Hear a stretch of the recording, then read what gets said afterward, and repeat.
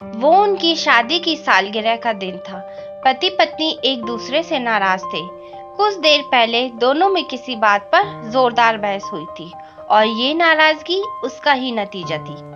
दोनों की शादी को 5 साल हो चुके थे। इन 5 सालों में उनका प्यार धुंधला पड़ने लगा था। प्यार की जगह शिकायतों ने ले ली थी। दोनों ये बात अच्छी तरह जानते थे और चाहते थे कि उनके रिश्ते में वो पहले वाली बात आ जाए, लेकिन लाख कोशिशों के बावजूद उनके रिश्ते में खटास बढ़ती जा रही थी। उस समय पति बालकनी में खामोश खड़ा था।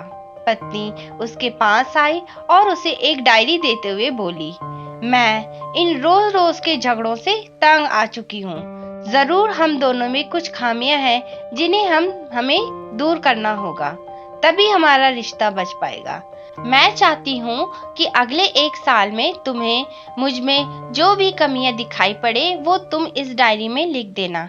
मैंने अपने लिए भी एक ऐसी ही डायरी ले ली है जिसमें मैं तुम्हारी कमियां लिखा करूंगी। अगले साल अपनी शादी की सालगिरह के दिन हम एक दूसरे की डायरी पढ़ेंगे और उसमें जो भी कमियां लिखी होंगी उस पर चर्चा करेंगे और उन्हें सुधारने की कोशिश करेंगे। पति तैयार हो गया।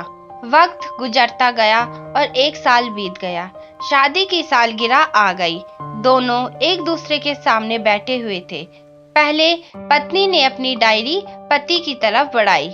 पति डायरी के पन्ने पलटने लगा और पहला पन्ना, तुमने पिछले साल मेरे बर्थडे पर मुझे कोई तोहफा नहीं दिया। मुझे बहुत बुरा लगा। तुम्हें तोहफा देना चाहिए था। दूसरा पन्ना, जब मेरे मम्मी डैडी हमारे घर आए थे तब हमने मूवी देखने का प्लान बनाया था, लेकिन तुम उस दिन ऑफिस देर से लौटे। मम्मी डैडी के सामने मुझे नीचा देखना पड़ा। तुम्हें वादा निभाना सीखना होगा। तीसरा पन्ना, मैंने तुम्हारे लिए इतनी मेहनत से स्वेटर बुना था, लेकिन तुमने तारीफ के 2 शब्द भी नहीं कहे। क्या मैं इस काबिल भी नहीं हूँ? इसी तरह डायरी के सारे पन्ने भरे हुए थे। पति ने जब डायरी पढ़ ली तब पत्नी बोली, मुझे लगता है कि अब से तुम ये गलतियां नहीं करोगे। पति ने हाँ में सिर हिलाया। फिर पत्नी ने पति की डायरी ली और पन्ने पलटने लगी। पहला पन्ना खाली था, दूसरा पन्ना भी खाली था, तीसरा पन्ना भी खाली था। पत्नी ने देखा कि डायरी के सारे पन्ने खाली हैं।